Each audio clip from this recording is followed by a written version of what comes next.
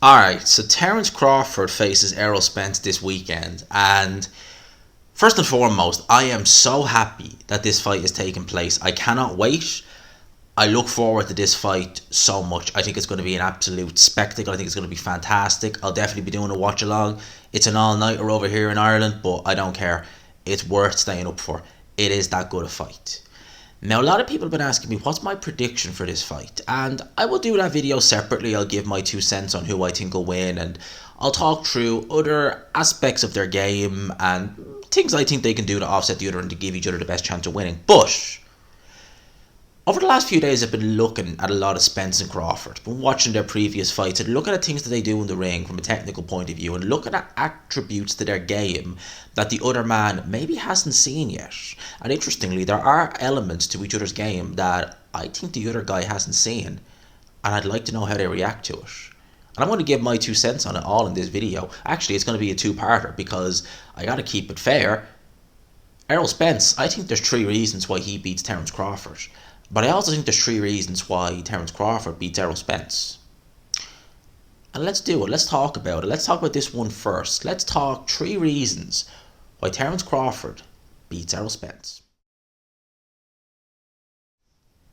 The first reason, and it's a reason that it's something that people don't talk about enough when they talk about Terence Crawford. Yes, we talk about the ring IQ, the speed, the counter-punching, the footwork.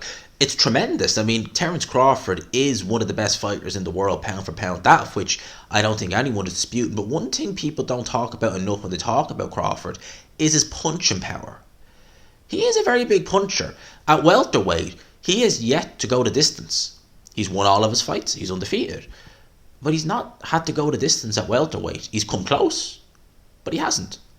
You know, ask Benavidez. He was the closest to going the distance with Terence Crawford, and he found out in the 12th round that Crawford hits hard and has tremendous stamina and is vicious. He is a finisher, is Terence Crawford. Yes, the boxing is beautiful, the footwork is beautiful, the rhythm, the timing, everything. But Crawford underneath it all is a vicious man, and he has tremendous punching power. And that's something that I wonder, has Spence ever really fought? Who is the biggest puncher Spence has fought? I would say it's Kell Brook, because I wouldn't say it's Danny Garcia, nor would I say it's Sean Porter, nor your Dennis Ugas. They all have attributes, but punching power isn't really one for any of them. Crawford, he hits harder than all of them. Maybe with the exception being Kell Brook, but a weight-trained Kell Brook, would he hit harder than a fully fledged Terence Crawford? That's a good question. I don't know.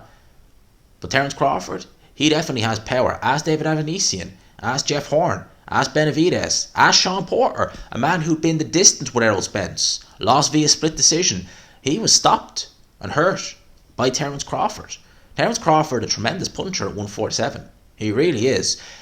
Has Errol Spence fought a puncher like that? And has he fought someone who is as good a counter-puncher, which is the second point. It's all well and good having punching power, but to be a counter-puncher on top of that, as the saying goes, the punch you get hurt with the most is the one you don't see coming. Terence Crawford, with his speed and his counter-punching ability and his power, that's a recipe for disaster right there. If you don't see these shots coming, they're going to come quick, they're going to come hard, and they're going to hurt you. Amir Khan, who throughout his career, although he's easily hurt, he's never been outboxed until he faced Terence Crawford. And now he was facing someone who hit hard, who was just as fast as him, maybe not as fast, but very fast, but could outbox him. Amir Khan didn't know what to do. Didn't matter who was in his corner. Against Alvarez, he was bigger and he hit harder, but he wasn't as fast. Couldn't outbox Amir Khan. Terence Crawford could do everything. Amir Khan didn't know what to do. Jeff Horn, completely out of his depths. Sean Porter, as good as he was and try as hard as he did, when Crawford really turns it up, he really did turn it up. David Avanesian, a guy who was cleaning house at European level, when he went to world level, Terence Crawford, in many ways you could say, fought within himself. He didn't really have to do anything. And then when the time came in the 6th round, he uncorked it. The counter-punching against Benavidez was probably one of the best examples of counter-punching I've seen. He was tremendous in that fight. The counter-punching, the movement, everything. And let's not forget the way he knocked out Kell Brook. Terence Crawford's counter-punching is absolutely on another level. Errol Spence is going to want to be massively careful of that. The punching power and the counter punching. And the third point, and it's something that again, Errol Spence, I don't think he's ever really had to face in his career, is somewhere with the switch hitting ability of Terence Crawford. All in boxing now, it seems to be the in thing to switch hit. The fighters who it's not their natural stance, they switch it up and they change it repeatedly. You see it with Kid Galahad, who paid for it. You see it with Mick Conlan, who paid for it. You see it so often with fighters, even when it's a sign of desperation, like Sergey Kovalev in the Andre Ward rematch before he got stopped with the big right hand. Well, obviously we know about that fight, but I'm just saying, he was switch hitting. Fighters nowadays do it as a kind of means of desperation. They don't know what to do. Terence Crawford does it seamlessly.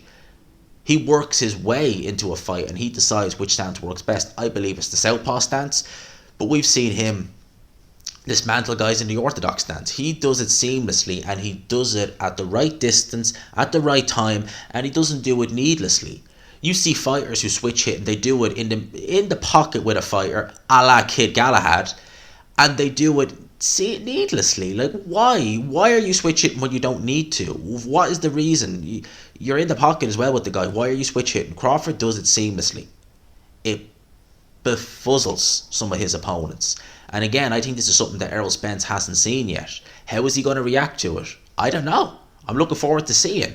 Those are the three reasons why I feel Terence Crawford wins this fight. Now, let me know yours. Let me know what you think of these three reasons. Again, I'm not picking Terence Crawford necessarily to beat Errol Spence. You'll have to wait and see that prediction video. But these are three reasons why I feel he beats Errol Spence. But like that, there are three reasons why I feel Errol Spence beats Terence Crawford. You're going to have to watch that video either before or after. But you're going to watch it nonetheless, I suspect.